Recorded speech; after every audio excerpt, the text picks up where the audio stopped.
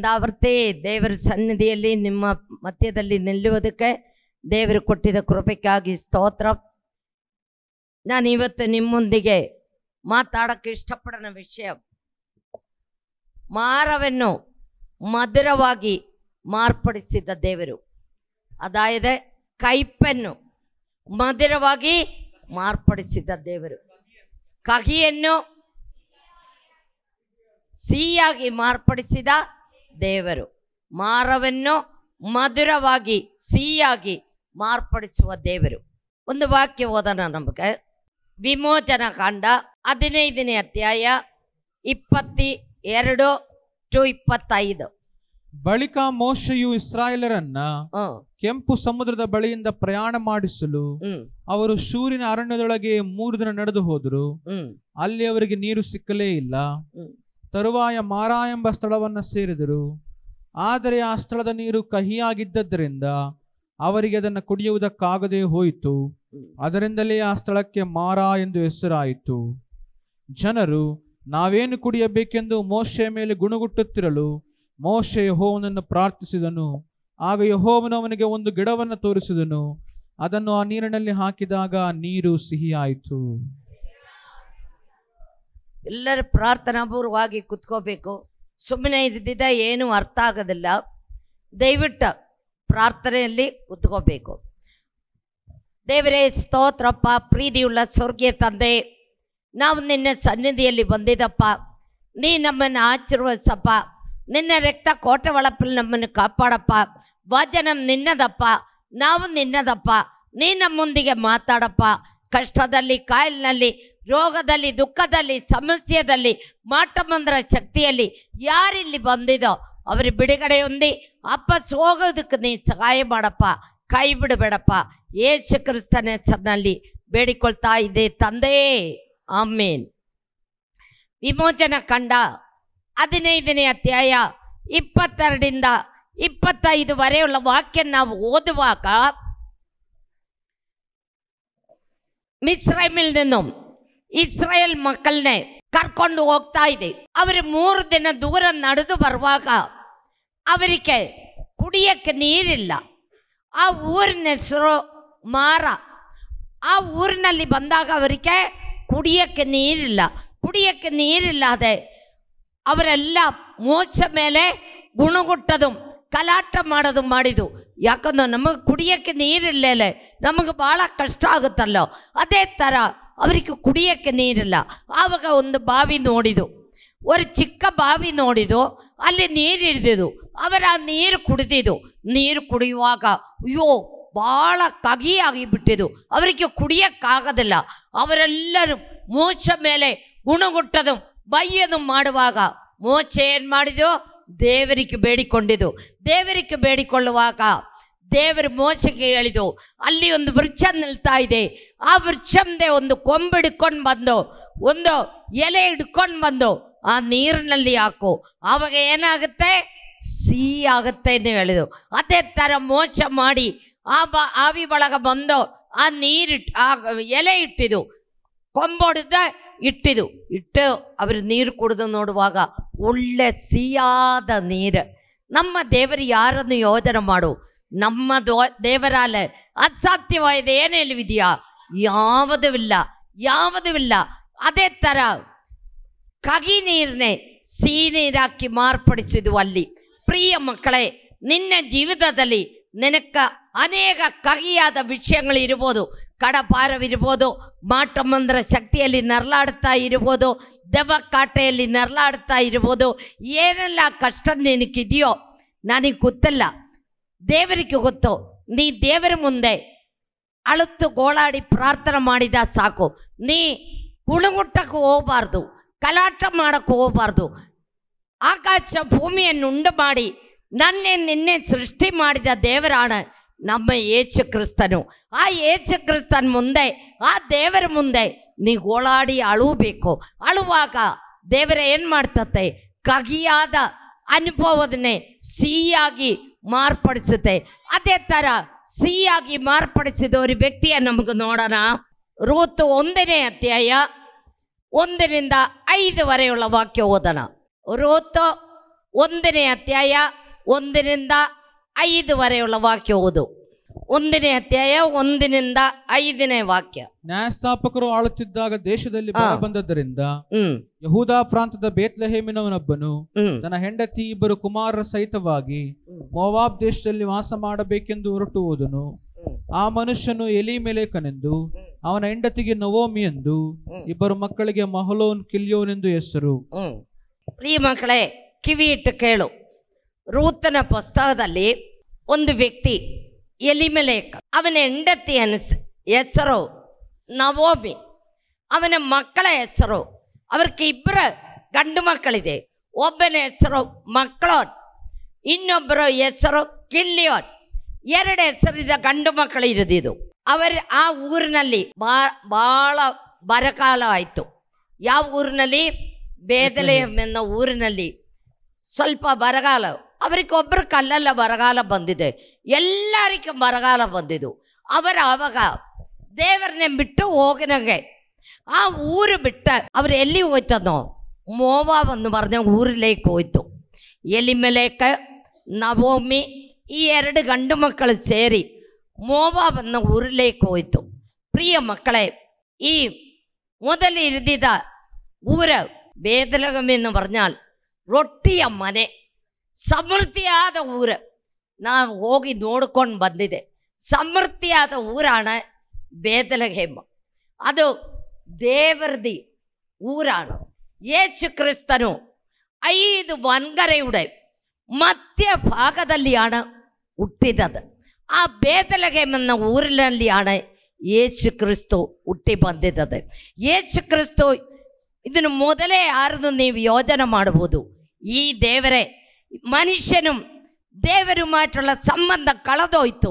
ಆ ಸಂಬಂಧವನ್ನೇ ಒಂದುಗೂಡಿಸಕ್ಕಾಗಿ ಯೇಸು ಕ್ರಿಸ್ತನು ಮನುಷ್ಯ ರೂಪದಲ್ಲಿ ഒരു ಕನ್ಯೆಯ ಹೊಟ್ಟೆಯೊಳಗೆ ಹುಟ್ಟಿ ಬಂದಿದ್ದ ದೇಶമാണ് ಬೇತ್ಲೆಹೇಮ್. ಆ ಬೇತ್ಲೆಹೇಮ್ എന്ന് പറഞ്ഞാൽ ഭയങ്കര ಸಮೃದ್ಧಿಯಾದ ಊರಾണ്. ಆ ಊರಿನಲ್ಲಿ ನಾವು ಹೋಗಿ ನೋಡಿದೆ, ನಾವು ಹೋಗಿ ಊಟ ಮಾಡಿದ್ದು. ಅಪ್ಪ, ಈ ಚರ್ಚಿನ ಕಾಟಲ್ಲಿ 2-3 ಚರ್ಚ್ ಸೇರಿನ ಜಾಗೆಯಲ್ಲಿയാണ് അവർ ಊಟ ಇಟ್ಟಿരിക്കുന്നത്. ಸಿಹಿಯಾದ ಊಟ, ಮಟನಾದ ಊಟ, ಆಮೇಲೆ ತರಕಾರಿಗಳೇ, ಆಮೇಲೆ ಹಣ್ಣುಗಳೇ, ಆಮೇಲೆ ಸಿಹಿಗಳೇ. ಅಪ್ಪ, ನೋಡಿದ ನಮಗೆ ಹೆದರಿಕೆ ಆಗುತ್ತೆ. 2 ಸೈಡಿನಲ್ಲಿ ಹೀಗೇ ಊಟಗಳ, ಹಿಂಗೆ ಪಾತ್ರ ಹಿಡ್ಕೊಂಡೆ ನಾವು ಹೋಗಿ ನಮಗೆ ಇಷ್ಟ ಬರ್ನದೆ ತಗೊಂಡೆ ಊಟ ಮಾಡಬಹುದು. ಅಂದ ಸಮೃದ್ಧಿಯಾದ ಊರು ಬಿಟ್ಟ ಸ್ವಲ್ಪ ಬರಗಾಲ ಬಂದಿರ್ಬೋದು, ಎಲ್ಲರಿಗೂ ಬಂದಿದ್ದು, ಇವರಿಗೆ ಹೋಗಬಾರ್ದಾಯ್ತು. ಎಲಿಮೆಲೇಕನು ನವೋಮಿ ಈ 2 ಮಕ್ಕಳು ಈ ಮೋವಾಬ್ ದೇಶಕ್ಕೆ ಹೋಗಿದ್ದು. ಈ ಮೋವಾಬ್ എന്ന് പറഞ്ഞാൽ ಶಾಪಗ್ರಸ್ತವಾയ ಊರಾണ്. ದೇವರನ್ನೇ ಬಿಟ್ಟಿದ್ದವರೇ, ನೆನಪಿಗೆ ತಂದುಕೊಳ್ಳ್ರಿ, ನಾನು ನಿನ್ನನ್ನು ಅರ್ದು ಬಿಡ್ತೀನಿ, ನಿನ್ನೆ ಬಿಡಿಸಕ್ಕೆ 6 ಕೈಲೂ ಆಗೋದಿಲ್ಲ ಅಂತ ಹೇಳ್ತಾ ಇದೆ. ನೀ ದೇವರನ್ನೇ ಬಿಟ್ಟ ದೀಕ್ಷಾ ಸ್ನಾನ ತಗೊಂಡಿದ್ದ ವ್ಯಕ್ತಿ, ನೀ ದೇವರನ್ನೇ ಬಿಟ್ಟು ಹೋಯ್ತಾಲ್, ನೀ ಯೋಚನೆ ಮಾಡ್ಬೋದು, ನಾನು ಗಾಡಿ ಓಡಿಸ್ತೀನಿ, ನನಗೆ ಮನೆ ಇದೆ, ನನಗೆ ಮಟ್ಟ ಇದೆ, ಬೇಕಾದಷ್ಟಿದೆ, ನನಗೇನು ಆಗೋದಿಲ್ಲ ಅನ್ನು. ಪ್ರಿಯ ಮಕ್ಕಳೇ, ನೀ ದೇವರನ್ನೇ ಬಿಟ್ಟು ಹೋಯ್ತಾಲ್, ನಿನ್ನ ದೇವರ ಏನು ಮಾಡ್ತತ್ತೇನೋ ಅರ್ದು ಬಿಡ್ತತೆ. ನಿನ್ನೆ ಬಿಡಿಸಕ್ಕೆ 6 ಕೈಲೂ ಆಗೋದಿಲ್ಲ. ನೀವು ಅದಕ್ಕೇನು ಮಾಡಬೇಕು? ಎಂಥ ಕಷ್ಟ ಬಂದಾലും, ಎಂಥ ನೋವು ಬಂದಾലും, ಎಂಥ ಪರಿಸ್ಥಿತಿಯಲ್ಲಿ ಇದೆಯಲ್ಲೂ ದೇವರನ್ನ ಬಿಟ್ಟು ಹೋಗಬಾರ್ದು. ನಾನು ಜೀವಿಸಿದಂಗೆ ಯಾರಿಗಾಗಿ ಜೀವಿಸಬೇಕೋ? ದೇವರಿಗಾಗಿ ಜೀವಿಸಬೇಕು. ಸತ್ಯದಲ್ಲಿ ಯಾರಿಗಾಗಿ ಸಾಯಬೇಕೋ? ದೇವರಿಗಾಗಿ ಸಾಯಬೇಕು. ಇವರ ಹಾಗೆ ಮೋವಾಬ್ എന്ന് പറഞ്ഞ ಶಾಪಗ್ರಸ್ತವಾದ ಊರಾണ്. ಈ ಸಮೃದ್ಧಿಯಾದ ಊರು ಬಿಟ್ಟ ಅಲ್ಲಿ ಹೋಗಿ ಸ್ವಲ್ಪ ದಿನ ಆಮೇಲೆ ಈ ನವೋಮಿ ಗಂಡ ಸತ್ತೋಯ್ತು. ದೇವರನ್ನೇ ಬಿಟ್ಟಿದ್ದವರೇ ನೆನಪಕ್ಕೆ ತಂದುಕೊಳ್ಳ್ರಿ, ಇವಳ ಗಂಡ ಸತ್ತೋಯ್ತು. ಸ್ವಲ್ಪ ದಿನ ಆಮೇಲೆ 2 ಗಂಡು ಮಕ್ಕಳು ಸತ್ತೋಗುವಾಗ ಇವಳಿಗೆ ಭಾಳ ದುಃಖವಾಯಿತು. ಆವಾಗ ಅವಳು ನೆನೆಸ್ತಾ ಇದ್ದೆ, ನಾನು ನನ್ನ ಊರು ಬಿಟ್ಟೆ ಬರಬಾರ್ದಾಯ್ತು, ನಾನು ನನ್ನ ಊರು ಬಿಟ್ಟು ಬಂದಿದ್ದು ಕಾಣಲ್ಲೋ, ನನಗೆ ಹೀಗೆ ಆಯ್ತದೆ. ಅವಳು ಆವಾಗ ಇವರ ಮದುವೆ ಆಯ್ತು, ಅಲ್ಲಿ ಹೋಗಿ 2 ಗಂಡು ಮಕ್ಕಳು ಅಲ್ಲಿ ಮದುವೆ ಆಯಿತು. ಅದು ಮೋವಾಬ್ ಹೆಣ್ಮಕ್ಕಳನ್ನೇ ಅವನು ಮದುವೆ ಮಾಡಿದ್ದದೆ. ಆ ಮದುವೆ ಮಾಡಿ ಒಬ್ಬಳು ಹೆಸರು ಓರ್ಪ, ಒಬ್ಬಳು ಹೆಸರು ರೂತ್. ಇವರಿಬ್ಬರನ್ನೇ ಮದುವೆ ಆಗಿ ಸ್ವಲ್ಪ ದಿನ ಆಮೇಲೆ ಈ ಗಂಡು ಮಕ್ಕಳಿಬ್ಬರು ಸತ್ತೋಯ್ತು. ಈ ಹೆಣ್ಮಕ್ಕಳು ಇಬ್ಬರು ಇರ್ದಿದ್ದು. ಇಬ್ಬರು ಇರುವಾಗ ಈ ನವೋಮಿಗೆ ಭಾಳ ಚಿಂತೆ ಆಗಿಬಿಟ್ಟು, ನಾನು ನನ್ನ ಸಮೃದ್ಧಿಯಾದ ಊರು ಬಿಟ್ಟು ಬಂದಿದ್ದಕ್ಕೆ, ದೇವರನ್ನೇ ಬಿಟ್ಟು ಬಂದಿದ್ದಕ್ಕೆ ನನಗೆ ಈ ಕಷ್ಟವಾಯ್ತಲ್ಲೋ, ದೇವರೇನು ಬರದೆ ಅವಳು ಬೇಜಾರು ಮಾಡಿ, ನನ್ನ ಊರಿಗೆ ನಾನು ವಾಪಸ್ ಹೋಗ್ತೀನಿ. ನೀ ದೇವರ ಸನ್ನಿಧಿಯನ್ನು ಹೋಗಿದ್ದಾಲ್, ನೀ ದೇವರ ಸನ್ನಿಧಿಲೇ ಬರಬೇಕು. ಬಂದಿದ್ದಾಲ್ ನನಗೆ ಆಶೀರ್ವಾದ ಸಿಗುತ್ತೆ. ಪ್ರಿಯ ಮಕ್ಕಳೇ, ಅವಳು ತನ್ನ ಸೊಸೆಗಳೇ ಇಬ್ಬರನ್ನೇ ಕರೆದಿದ್ದು ಹೇಳಿದು, ನನಗೆ ನೀ ಗಂಡು ಮಕ್ಕಳಿಲ್ಲ, ನಿಮ್ಗೆ ಮದುವೆ ಮಾಡಿ ಕೊಡಕ್ಕೆ ಗಂಡು ಮಕ್ಕಳಿಲ್ಲ. ಅದು ನನಗೆ ವಯಸ್ಸಾಯಿದೆ, ಇನಿ ನಾನು ಮದುವೆ ಆಗಿ ಒಂದು ಹುಡುಗನೇ ಅಡ್ದಿದ್ದಾಲು ಅಷ್ಟು ಕಾಲ ಮರ ನಿങ്ങളെ ಕಾದುಕೊಂಡಿರಿಯಕ್ಕಾಗದಲ್ಲ. ಅದಕ್ಕೆ നിങ്ങൾ ಏನು ಮಾಡಬೇಕು, ನಿನ್ನ ತವ್ರ ಮನೆಯಲ್ಲೇ ನೀ ತಿರುಗಿ ಹೋಗು, ನಿನ್ನ ಊರಿನಲ್ಲಿ ನೀವು ತಿರುಗಿ ಹೋಗು ಅಂತ ಹೇಳಿದು. ಆವಾಗ ಓರ್ಪ ಒಂದು ಸೊಸೆ ದೊಡ್ಡವಳು ಅತ್ತನೆ ಹಿಡ್ಕೊಂಡು ಮುತ್ತಿಟ್ಟು ಅಳುತ್ತು ಗೋಳಾಡಿ ಅವಳು ವಾಪಸ್ ಹೋಯ್ತು. ಎರಡನೇವಳೆ ಕರೆದು ಹೇಳುವಾಗ ಅವಳು ಏನು ಹೇಳ್ತಾ ಇದ್ದೇನೋ, ನಿನ್ನನ್ನು ಬಿಟ್ಟು ಹಿಂದಿರುಗಬೇಕೆಂದು ನನ್ನನ್ನು ಒತ್ತಾಯಪಡಿಸಬೇಡ. ನೀನು ಎಲ್ಲಿಗೆ ಹೋದರೂ ನಾನು ಅಲ್ಲಿಗೆ ಬರುವೆ. ಆಮೆನ್. ನೀನು ವಾಸಿಸುವಲ್ಲೇ ನಾನು ವಾಸಿಸುವೆ. ಹಲ್ಲೆಲೂಯಾ. ನಿನ್ನ ಜನರೇ ನನ್ನ ಜನರು, ನಿನ್ನ ದೇವರೇ ನನ್ನ ದೇವರು. ಆಮೆನ್. ನೀನು ಸಾಯುವಲ್ಲೇ ನಾನು ಸಾಯುವೆನು, ಅಲ್ಲೇ ನನಗೆ ಸಮಾಧಿಯಾಗಬೇಕು. ಮರಣದಿಂದ ಅಲ್ಲದೆ ನಾನು ನಿನ್ನನ್ನು ಅಗಲಿದರೆ ಯೆಹೋವನು ನನಗೆ ಬೇಕಾದದ್ದನ್ನು ಮಾಡಲಿ ಎಂದಳು. 16ನೇ ವಾಕ್ಯ, 1ನೇ ಅಧ್ಯಾಯ 16ನೇ ವಾಕ್ಯ. ನಿನ್ನ ದೇವರೇ ನನ್ನ ದೇವರು, ನೀ ಎಲ್ಲಿ ಇರ್ತಾ ಇದೆಯೋ ಅಲ್ಲೇ ನಾನು ಇರ್ತೀನಿ, ನೀ ಎಲ್ಲಿ ಹೋಗನೋ ಅಲ್ಲೇ ನಾನು ಬರ್ತೀನಿ. ನಾವು ದೇವರನ್ನೇ ಅಂಡುಕೊಂಡಿದಂಗೆ, ಇವಳು ಮೋವಾಬಿಯ ಸ್ತ್ರೀയാണ്. ಅತ್ತನೆ ಅಂಡುಕೊಂಡು ನೀ ಎಲ್ಲಿ ಹೋಯ್ತಾಲು, ನೀ ಎಲ್ಲಿ ಸಾಯ್ತಾ ಇದೆಯೋ ಅಲ್ಲೇ ನಾನು ಸಾಯ್ತೀನಿ, ನೀ ಎಲ್ಲಿ ಇರ್ತಾ ಇದೆಯೋ ಅಲ್ಲೇ ನಾನು ಇರ್ತೀನಿ, ನಿನ್ನ ದೇವರೇ ನನ್ನ ದೇವರು. ಅವಳಾಗೆ ಹೇಳಿ ಈ ಅತ್ತನೆ ಬಿಡದೆ ಇವಳು ಮಾತಾಡುವಾಗ ಅತ್ತ ಹೇಳಿದು, ನಾಳೆ ನಾನು ನಮ್ಮ ಊರಿಗೆ ಹೋಗ್ತೀನಿ, ನಾನು ಬರ್ತೀನಿ ನಿನ್ನ ಜೊತೆಯಲ್ಲೇ. ಅತ್ತನೆ ಅಂಡುಕೊಂಡೆ ಅವರಿಬ್ಬರು ದೂರ ನಡೆದು ಬೇದಲೆಹೇಮಿನಲ್ಲಿ ಬಂದ ತಕ್ಷಣವೇ ಅಲ್ಲಿ ಏನು ನಡೀತಾ ಇದೆನೋ, ಇವಳು ಒಳ್ಳೆ ಕುಟುಂಬವರೇ. ಆರೆ ಈ ನವೋಮಿ ಎಲಿಮೆಲೇಕು ಒಳ್ಳೆ ಫ್ಯಾಮಿಲಿയാണ്. ಇವಳ ನೋಡಿದ ತಕ್ಷಣ ಪಟ್ಟಣದಲ್ಲಿ ಇರಿದ ಜನವೆಲ್ಲ, ಇವಳು ಯಾರು, ನಮ್ಮ ಸಲೋಮಿ ವಾಪಸ್ ಬಂದಿದ್ದು ಮರೆದು ಎಲ್ಲರೂ ಸಂತೋಷದಿಂದ ಆರ್ಭಾಟದಿಂದ ಎಲ್ಲರೂ ಅವಳೇ ಪ್ರೀತಿ ಮಾಡ್ತಾ ಇದ್ದಿದ್ದು. ಒಡನೆ ಅವಳ ಅಳುತ್ತೋಡು ಹೇಳ್ತಾ ಇದ್ದೆ, ನನ್ನನ್ನು ನವೋಮಿ ಎಂದು ಕರೆಯಬೇಡ್ರಿ, ಸರ್ವಶಕ್ತನ ನನ್ನನ್ನು ಬಹಳವಾಗಿ ದುಃಖಪಡಿಸಿದ, ಸರ್ವಶಕ್ತನ ದೇವರನ್ನ ಬಹಳವಾಗಿ ದುಃಖಪಡಿಸಿದ್ದು. ಆದ್ರಿಂದ ಮಾರಾಗಿ ಅಲ್ಲಿ ಹೋಯ್ತು, ನಾನು ಏನು ಇಲ್ಲವಳಾಗಿ ಇಲ್ಲಿ ಬರ್ತಾ ಇದ್ದೆ. ಅದಕ್ಕೆ ನನ್ನನ್ನು ನೀ ಏನು ಕರಿಬೇಕು, ಸಲೋಮಿಯನ್ನು ಕರಿಬೇಡ, ಮಾರ ಎಂದು ಕರಿ. ಮಾರ ದೇವರದಿ ಕೈಯ ನನಗೆ ಪ್ರತಿಕೂಲವಾಯಿತು. ದೇವರು ನನ್ನನ್ನು ದೂರ ಮಾಡಿದು. ದೇವರನ್ನೇ ಬಿಟ್ಟಿದವರೇ ನೆನಪಕ್ಕೆ ತಂದುಕೋ. ದಯವಿಟ್ಟು ದೇವರನ್ನೇ ಬಿಟ್ಟು ನೀವು ಹೋಯ್ತಾಲ್ ನಿನ್ನ ಗಂಡನ ಸಾಯ್ತತೆ, ನಿನ್ನ ಮಕ್ಕಳು ಸಾಯ್ತತೆ, ಎಲ್ಲ ನಿನக்கு ದುಃಖத்தின் ಮೇಲೆ ದುಃಖಮೇ, ಕಷ್ಟத்தின் ಮೇಲೆ ಕಷ್ಟಮೇ. ನೀ ಸರಿಯಾಗಿ ದೇವರನ್ನೇ ಕಂಡುಕೊಂಡು ಜೀವಿಸಿದಾಲ್ ದೇವರು ನಿನಗೆ ಎಲ್ಲ ವಿಧ ಆಶೀರ್ವಾದ ಮಾಡ್ತತೆ. ರೂತ್ 1ನೇ ಅಧ್ಯಾಯ 19-20 ವಾಕ್ಯ ಓದು. ಹಾಗೆ ಪ್ರಯಾಣ ಮಾಡಿಕೊಂಡು ಅವರಿಬ್ಬರು ಬೇತ್ಲೆಹೇಮಿಗೆ ಬಂದು ಊರೊಳಕ್ಕೆ ಹೋದಾಗ ಅಲ್ಲೆಲ್ಲ ಗದ್ದಲವಾಯಿತು. ಸ್ತ್ರೀಯರು ಈಕೆ ನವೋಮಿ ಅಲ್ಲವೋ ಎಂದು ಮಾತಾಡುತ್ತಿದ್ದಳು. ಆಕೆ ನನ್ನ ನವೋಮಿ ಎಂದು ಕರೆಯಬೇಡ್ರಿ, ಆ ಸರ್ವಶಕ್ತನು ನನ್ನನ್ನು ಬಹಳವಾಗಿ ದುಃಖಪಡಿಸಿದ್ದಾನೆ. ಹಲ್ಲೆಲೂಯಾ. ಆದುದರಿಂದ ಮಾರಾ ಎಂದು ಕರೆಯಿರಿ, ನನ್ನನ್ನು ಮಾರಾ ಎಂದು ಕರೆಯಿರಿ. ಭಾಗ್ಯವಂತಳಾಗಿ ಹೋದನು, ಯೆಹೋವನು ನನ್ನ ಗತಿಹೀನಳನ್ನಾಗಿ ಬರಮಾಡಿದನು. ಯೆಹೋವನು ನನಗೆ ವಿರೋಧವಾಗಿ ಸಾಕ್ಷಿ ಹೇಳಿದ್ದಾನೆ, ಸರ್ವಶಕ್ತನು ನನ್ನನ್ನು ಬಾಧಿಸಿದ್ದಾನೆ. ಹಲ್ಲೆಲೂಯಾ. ಇದರಿಂದ ನೀವು ನನ್ನ ನವೋಮಿ ಎಂದು ಕರೆಯುವುದು ಹೇಗೆ ಅಂದಳು. ಆಕೆ ಅವರಿಗೆ, ನನ್ನನ್ನು ನವೋಮಿ ಎಂದು ಕರೆಯಬೇಡ್ರಿ, ಸರ್ವಶಕ್ತನು ನನ್ನನ್ನು ಬಹಳವಾಗಿ ದುಃಖಪಡಿಸಿದ್ದಾನೆ, ಆದ್ದರಿಂದ ಮಾರ ಎಂದು ಕರೆಯಿರಿ. ನೋಡು, ಅವಳೇ ಹೇಳ್ತಾ ಇದೆ, ಅವಳಿಗೆ ಬಹಳ ದುಃಖ ಆಯ್ತು. ಗಂಡನೇ ಕಳ್ಕೊಂಡಿದ್ದು, 2 ಮಕ್ಕಳಿರಿದ್ದು ಅವರೇ ಕಳ್ಕೊಂಡಿದ್ದು, ಆಮೇಲೆ ಒಂದು ಸೊಸೆ ವಾಪಸ್ ಹೋಯ್ತು, ಒಂದು ಸೊಸೆ ಮಾತ್ರ ಇವರ ಚೆದೆ ಬಂದಿದ್ದು. ಆ ಚೆದೆ ಬಂದು ಅಲ್ಲಿ ಭಾಳ ಕಷ್ಟವಿರಿದಿದ್ದು. ಇವರ ಕೈನಲ್ಲಿ ಊಟಕ್ಕೆ ಯಾವುದೂ ಇರೋದಿಲ್ಲ. ಆ ಸೊಸೆಯಿಂದ ಒಳ್ಳೆ ಹುಡುಗಿಯನ್ನು ನೋಡು. ಬೇರೆ ಯಾರು ಆಣೆಲು ಹೇಳ್ತತೆ, ನನಗೆ ಈ ಊರೇನು ಗೊತ್ತಿಲ್ಲ, ನಾನಿಲ್ಲಿ ಹೊಸಬಳು, ಏದೋ ಊರಿನ ಬಂದದವಳ, ಅತ್ತೆ ನೀವು ಹೋಗಿ ಎಲ್ಲಿ ಹಣ ಕೆಲಸ ಮಾಡಿ ನನಗೆ ತಂದು ಕೊಡು, ನಾನು ಅಡುಗೆ ಮಾಡಿ ಕೊಡ್ತೀನಿ ಹೇಳ್ತತೆ. ಅವಳು ಹಾಗೆ ಹೇಳಿಲ್ಲ. ಅವಳು ಬಂದು ಸ್ವಲ್ಪ ಟೈಮ್ ಮನೆಯಲ್ಲಿ ಇರಿದು ಆಮೇಲೆ ಆ ಅತ್ತಕ್ಕೆ ಹೇಳ್ತಾ ಇದೆ, ಅತ್ತೆ ನಾನು ಹೋಗಿ ಎಲ್ಲಿ ಹಣ ಕೆಲಸ ಮಾಡಿ ಬರ್ತೀನಿ, ಕೆಲಸ ಹುಡುಕಿ ಬರ್ತೀನಿ. ಆವಾಗ ಆ ಊರಿನಲ್ಲಿ ಬೇದಲೆಹೇಮ್ ಅನ್ನೋ ಊರಿನಲ್ಲಿ ಗೋಧಿ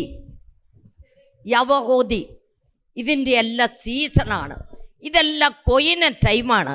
ಅವಳೊಂದು ಒಲೆಯಲ್ಲಿ ಹೋಯ್ತು. ಒಂದು ಒಲೆಯಲ್ಲಿ ಹೋಗುವಾಗ ಅಲ್ಲಿ ಏನು ಮಾಡ್ತಾ ಇದೆ, ಜನಗಳೆಲ್ಲ ನಿಂತುಕೊಂಡು ಕೊಯ್ತಾ ಇದೆ. ಗೋಧಿ ಎಲ್ಲ ಕೊಯ್ತಾ ಇದೆ. ಅವಳೊಡನೆ ಅಲ್ಲಿ ಆ ಕಾಲದಲ್ಲಿ ಹೆಂಗೇನು ಹೇಳಿದಾಲೆ, ಇವರು ಕೊಯ್ದು ಹೋಗುವಾಗ ಎಲ್ಲ ಕೆಳಗ ಬೀಳ್ತತೆ. ಇನ್ನು ಆರಿಕೆ ಬೇಕೋ ಅವರೇ ಆರಿಸಿ ತಗೋಬೋದು. ಇದು ಆರ್ಸಕ್ಕೆ ಅವ್ರಿಗೆ ಹೇಳಿ, ಇದು ಕೆಲಸ ಮಾಡ್ರ ಒಬ್ಬನೇ ಇರ್ತತೆ, ಹೆಣ್ಮಕ್ಳು ಕೆಲಸ ಮಾಡ್ತತೆ, ಅವನಿಗೆ ಒಬ್ಬನೇ ಬಿಟ್ಟತೆ. അവൻ ബോവസ് എന്ന് പറഞ്ഞ സൗക്കാറിൻ്റെ തോട്ടതല്ലിയാണ് കൽസ മാടണം. ബോവസ് എലിമലേക്കിൻ്റെ റിലേഷനാണ്. സ്വന്തം അവൻ ഭയങ്കര ധനവാനാണ്, ഭയങ്കര ദുഡും ആസ്തി ഇರುವ വ്യക്തിയാണ് ഈ ബോവസ്. ഈ ബോവസ് നമ്മ യേശു ക്രിസ്തന ನೆರಳಾണ്. ಯಾರೇ ಬೋವಸ್ ಭಾಳ ಧನವಾನಾಗಿ ಬರುವಾಗ ಇವಳು ಇದು ಆರಿಸ್ತಾ ಇದೆ.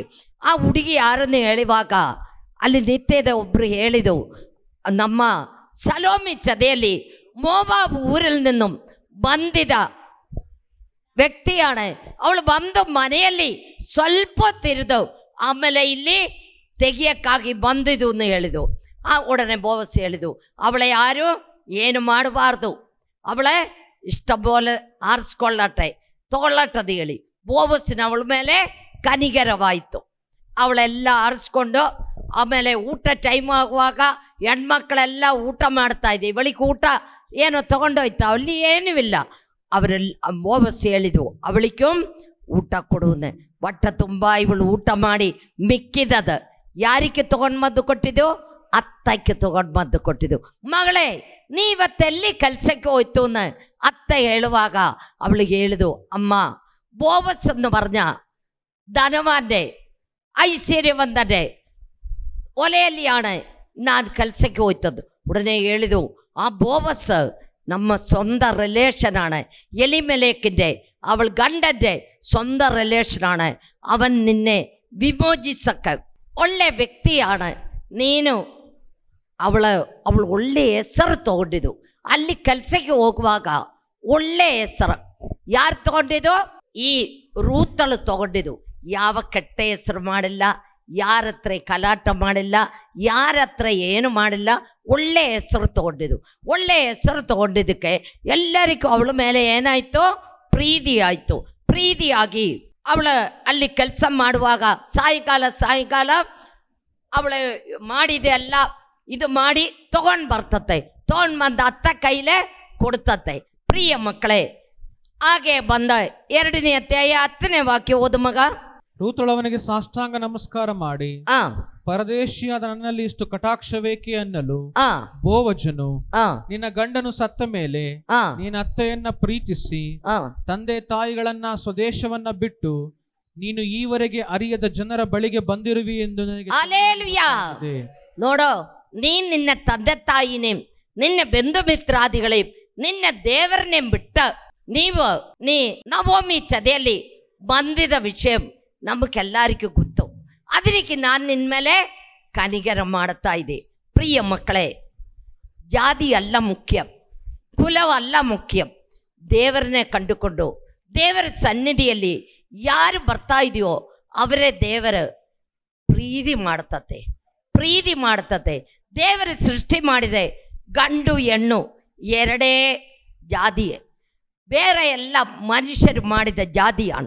ನಾವು ಇವಳು ಮೋವಾಬ್ ದೇಶಕ್ಕಾರಿಯಾಗಿ ಅವಳು ದೇವರನ್ನೇ ನಂಬಿಕೊಂಡು ಅಲ್ಲಿ ಬಂದಿದ್ದಕ್ಕೆ ಬೋವಸ್ನ ಅವಳ ಮೇಲೆ ಕನಿಕರವಾಯಿತು. 2ನೇ ಅಧ್ಯಾಯ 20ನೇ ವಾಕ್ಯ ಓದು ಮಗ.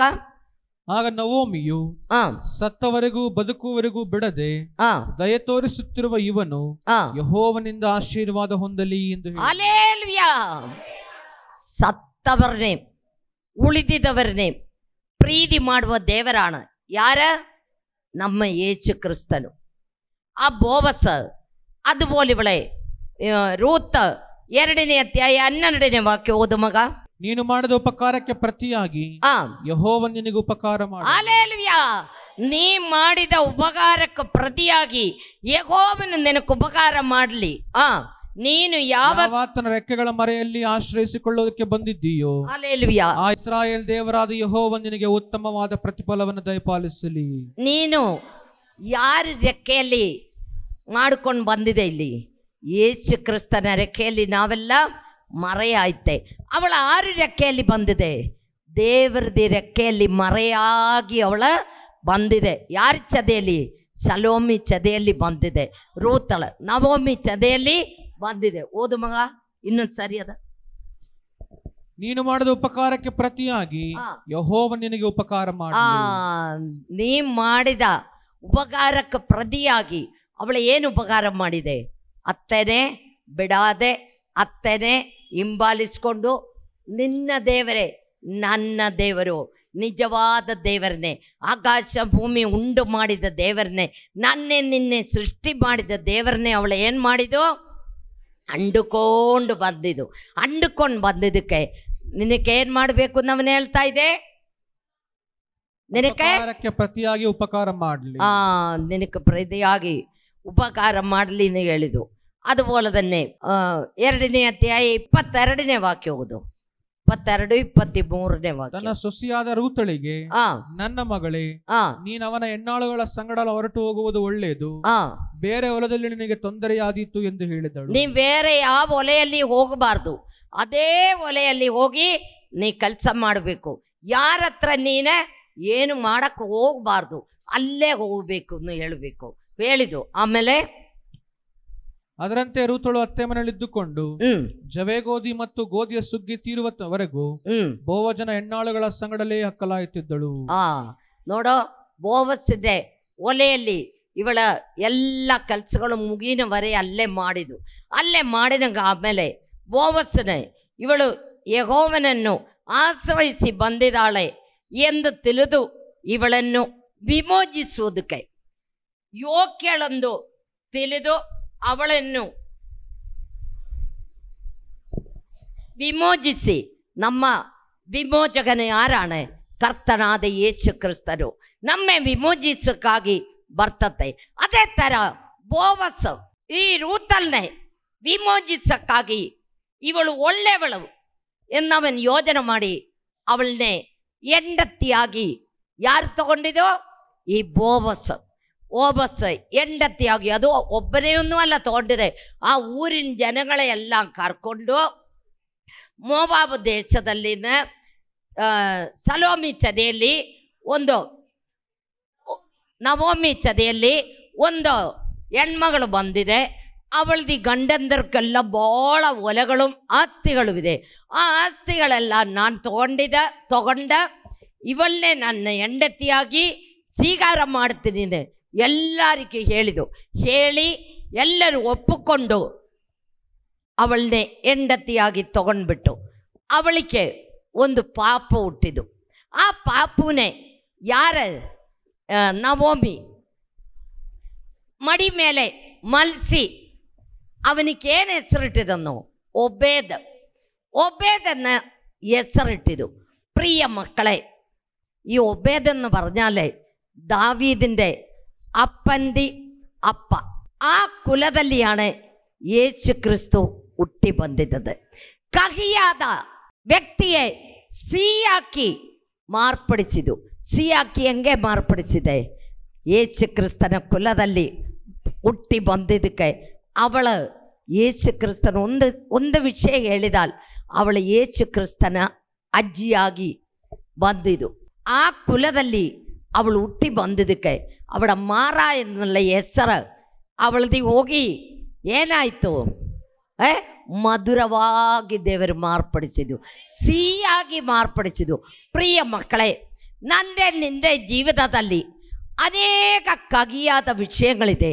ಆ ಕಹಿಯಾದ ವಿಷಯಗಳೆಲ್ಲ ಸಿಹಿಯಾಗಿ ಮಾರ್ಪಡಿಸೋದಕ್ಕೆ ಬಂದಿದ್ದ ದೇವರಾണ് ನಮ್ಮ ಯೇಸು ಕ್ರಿಸ್ತನು. ಆ ಯೇಸು ಕ್ರಿಸ್ತನನ್ನು ನೀ ಸ್ವಂತ ರಕ್ಷಕನಾಗಿ ಸ್ವೀಕಾರ ಮಾಡಿ, ಸತ್ಯದಲ್ಲಿ ಆತ್ಮದಲ್ಲಿ ಆರಾಧನೆ ಮಾಡಿ, ಪರಿಶುದ್ಧಾತ್ಮನ ಅಭಿಷೇಕ ಹೊಂದಿ ನೀ ನಿಷ್ಕಳಂಕ ಮಕ್ಕಳಾಗಿ ಪರಿಶುದ್ಧರಾಗಿ ಜೀವಿಸಿದಾಲ್ ನನ್ನ ಮೊದಲಿಂಗನಾದ ಯೇಸು ಕ್ರಿಸ್ತನ ಮರಣ ಟೈಮ್ ಹತ್ತಿರ ಆಯಿತು. ಯಾವ ಗಳಿಯಲ್ಲಿ ಬರ್ತತೆ ಎಂದು ಗೊತ್ತಿಲ್ಲ. ಆ ಗಳಿಯಲ್ಲಿ ಮೊದಲಿಂಗತಿಯಾಗಿ ನಾವು ಪ್ರತಿಯೊಬ್ಬರು ಅವನ ಜೊತೆ ಹೋಗಕ್ಕೆ ರೆಡಿಯಾಗಿ ಇರಬೇಕು. ರೆಡಿ ಇಲ್ಲತ್ತವರೇ ದಯವಿಟ್ಟು ಇವತ್ತೇ ರೆಡಿ ಆಗಬೇಕು. ನೋಡು, 1 ಥೆಸಲೋನಿ 4ನೇ ಅಧ್ಯಾಯ 16-17 ವಾಕ್ಯ ಬಾಯ್ಪಾಠ ಹೇಳು. ಕರ್ತನು ತಾನೇ ಆಜ್ಞಾಘೋಷದೊಡನೆಯೂ ಪ್ರಧಾನ ದೂತನ ಶಬ್ದದೊಡನೆಯೂ ದೇವರ ತುತ್ತೂರಿ ಧ್ವನಿಯೊಡನೆಯೂ ತನ್ನ ತುತ್ತೂರಿ ಧ್ವನಿಯೊಡನೆಯೂ ಆಕಾಶದಿಂದ ಇಳಿದು ಬರ್ತತೆ. ಮಕ್ಕಳೇ, ಬರ್ನ ಟೈಮ್ ಮಾತ್ರ ಆಯ್ತು. ನಿನ್ನೆ ನೀ ಕಟ್ಟ ಕಲಸಿ ಎಲ್ಲ ಬಿಟ್ಟು, ನಿನ್ನೆ ಎಲೆ ಅಡಿಕೆ ಬಿಟ್ಟು, ನಿನ್ನೆ ಬೀಡಿ ಸಿಗಟ್ಟು ಬಿಟ್ಟು, ನಿನ್ನೆ ಕುಡ್ಕತ್ತಾರ ಬಿಟ್ಟು, ದೇವರಿಗೆ ಇಷ್ಟವಾದ ರೀತಿಯಲ್ಲಿ ನೀನು ಜೀವಿಸು. ಎಲ್ಲ ಬಿಟ್ಟು ഞാൻ ജീവിച്ചിനെങ്കിൽ യേശുവിനിക്കാಗಿ ಜೀವಿಸ್ತೀನಿ, ಸಾಯಿನೆങ്കിൽ ഞാൻ ആരിക്കാಗಿ ಸಾಯ್ತೀನಿ, യേശുവിനിക്കാಗಿ ಸಾಯ್ತೀನಿ. ನೀ ತೀರ್ಮಾನ ಮಾಡಿ ದೇವರ ಸನ್ನಿಧಿಯಲ್ಲಿ ಬಂದಿದ್ದಾಲ್ ದೇವರು ನಿನ್ನೆ ಎಲ್ಲ ವಿಧದಲ್ಲಿ ಆಶೀರ್ವಾದ ಮಾಡುತ್ತೆ. ಈ ವಾಕ್ಯಗಳಲ್ಲಿ ದೇವರು ನಿಮ್ಮನ್ನು ಆಶೀರ್ವದಿಸಲಿ. ನಾನು ನಿಮಗಾಗಿ ಪ್ರಾರ್ಥನೆ ಮಾಡೋಕ್ಕೆ ಹೋಗ್ತೀನಿ. ನಿಮ್ಗೇನು ಕಷ್ಟವಿದೆಯೋ, ಕಾಯಲ್ಲಿದೆಯೋ, ರೋಗವಿದೆಯೋ, ಸಮಸ್ಯೆ ಇದೆಯೋ ನಿಮ್ಗೆ ಗೊತ್ತು. ಮೊಣಗಾಲು ಉರುಂಡಿಯೋರು ಮೊಣಗಾಲು ಊರು ನೋವಿರನ ಭಾಗದಲ್ಲಿ ಒಂದು ಕೈ ಹಾಕು, ಒಂದು ಕೈ ಮೇಲಕ್ಕೆತ್ತು. ಹಾಲೆಲೂಯಾ, ಸ್ತೋತ್ರ ಸ್ತೋತ್ರ ಸ್ತೋತ್ರ. ಪ್ರೀತಿಯುಳ್ಳ ಸ್ವರ್ಗೀಯ ತಂದೆಯ ದೇವರೇ, ಅಪ್ಪ, ನಾವು ನಿನ್ನ ಸನ್ನಿಧಿಯಲ್ಲಿ ಬಂದಿದ್ದಪ್ಪ, ನೀ ನಮ್ಮನ್ನು ಆಶೀರ್ವದಿಸಪ್ಪ, ಕೈ ಬಿಡಬೇಡಪ್ಪ. ಎಲ್ಲ ಮಕ್ಕಳೇ ನೀ ಆಶೀರ್ವದಿಸಪ್ಪ. ಎಲ್ಲ ನೋವುಗಳು ബാധകൾ ഈ നിമിഷമേ പിതാവിൻ്റെയും പുത്രൻ്റെയും പരിശുദ്ധാത്മാവിൻ്റെയും അധികാരമുള്ള യേശു ക്രിസ്തുവിൻ നാമത്തിൽ ഈ നിമിഷമേ മുട്ടോ, ഈ നിമിഷമേ മുട്ടോ. അപ്പ ಆಸ್ಪತ್ರೆಯಲ್ಲಿ ICUലും ವೆಂಟಿಲೇಟರ್ಲು ಎಷ್ಟೋ ಜನ ನರಳಾಡ್ತಾ ಇದೆಪ್ಪ.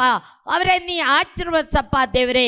ನಮ್ಮ ಕರ್ನಾಟಕ ಸ್ಟೇಟಿನ ನೀ ಮುಟ್ಟಪ್ಪ, ಚಿತ್ರದುರ್ಗ ನೀ ಮುಟ್ಟಪ್ಪ, ಇಂಡಿಯಾ ದೇಶಂನೇ ನೀ ಮುಟ್ಟಪ್ಪ. ಕೈ ಬಿಡಬೇಡಪ್ಪ, ಅದ್ಭುತ ಮಾಡಪ್ಪ ದೇವರೇ. ಯೇಸು ಕ್ರಿಸ್ತನ ಹೆಸರಿನಲ್ಲಿ ಬೇಡಿಕೊಳ್ತಾ ಇದೆ ತಂದೆಯೇ, amen. Okay, god bless you. Praise the lord.